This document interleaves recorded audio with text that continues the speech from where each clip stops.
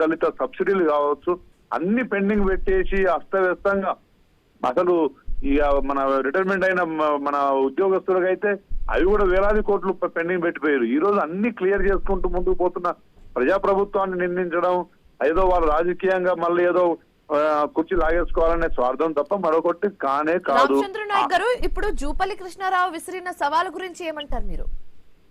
జూపల్లి కృష్ణారావు గారు వారి హయాంలో కూడా మంత్రిగా శాఖ నిర్వహించిన వ్యక్తి.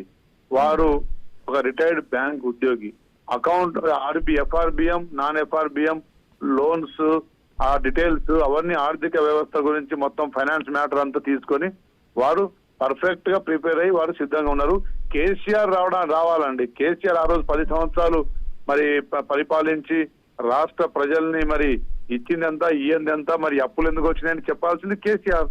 కేటీఆర్కి ఏం తెలుసండి, ఆయన విలాసవంతమైన జీవితం గడుపుకుంటూ 10 సంవత్సరాలు అహంకారపూరితమైన మాటలతోనే తన కాలం గడిపారు తప్ప కేసీఆర్ రావాలా. కేసీఆర్ వస్తే చర్చకు జూపల్లి గారు కూడా అన్ని లెక్కలతో ముందు కూర్చోడానికి సిద్ధంగా ఉన్నారు. హరీష్ రావు చెప్తున్న మాటలు ఇంకోలా ఉన్నాయండి. ఏంటంటే అసలు ఇక్కడికి రావాల్సిన జూపల్లి కృష్ణారావు అసలు రాలేదు, తోక ముడిచారన్నట్టుగా చెప్తున్నారు.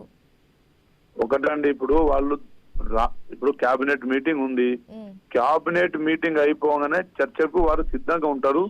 వారిని ఇప్పుడు తొందరపడి ఏదో రాష్ట్ర ప్రజల్ని పక్కదారి పట్టించే ఈ చర్యలు తప్ప హరీష్ రావు గారిది మరొకటి కాదు. ఆ కుటుంబమే ఒక సురభి నాటకదారు సూత్రధారుల టైప్ లో ఉంటది. వారందరూ మంచి మరి ఏమంటారు మంచి నటులు. అబద్ధాలు ఆడట్లో వాళ్ళు చాలా తెలివిగా మంచిగా నిజాయితీగా అబద్ధాలు చెప్పగలిగే సామర్థ్యం ఉన్న వాళ్ళు. తెలంగాణ ప్రజలు వాళ్ళ అబద్ధాలు 10 సంవత్సరాలు చూసిరు. ఈ భవిష్యత్తులో చూసే పరిస్థితి కూడా ఇస్తారని చెప్పి నేను భావించాను. Okay, so thank you so much Ramachandra Nayak గారు, జాయిన్ అయినందుకు మీ ఒపీనియన్స్ ని మాతో షేర్ చేసుకున్నందుకు. Thank you.